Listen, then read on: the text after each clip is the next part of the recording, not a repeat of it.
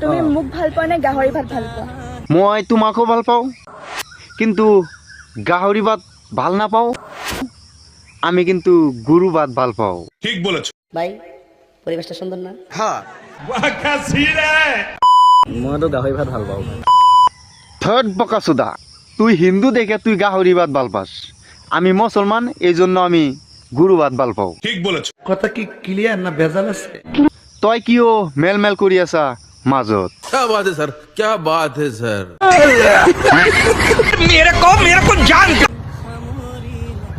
মোতকে মানে গাহৰি ভাত ভাল লাগে। যিকোনো জাতি হওক, হার জাতি সকলৰ কিন্তু হার এটা পছন্দৰ খাদ্য। ঠিক বলেছো সেয়াৰ মাজত আমার কিন্তু গরু ভাত পছন্দ।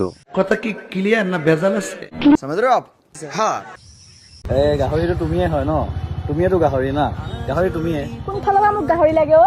গাহৰি আজিৰ এই ভিডিঅ'টো কোনো ধৰণৰ ৰষ্টিং ভিডিঅ' নহয়।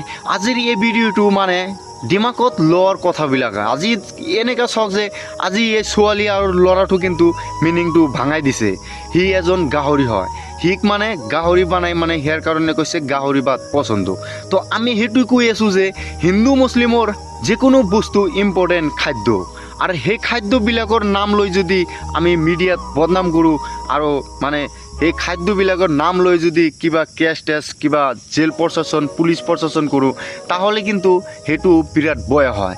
আৰু সেইবিলাক কথাবিলাক দিমাকত ল'ব লাগিব আমাৰ ডক্টৰ হিমন্ত বিশ্ব শৰ্মা। যদি ডক্টৰ হিমন্ত বিশ্ব শৰ্মাৰ দিমাকত যদি কথাবিলাক লগাই দিয়ে, নিশ্চয় আমাৰ এই অসমটো বিৰাট ভাল দিন চলি যাব। তো আপোনালোকে যিমান পাৰে ভিডিঅ'টো শ্বেয়াৰ কৰিব, আৰু ধন্যবাদ।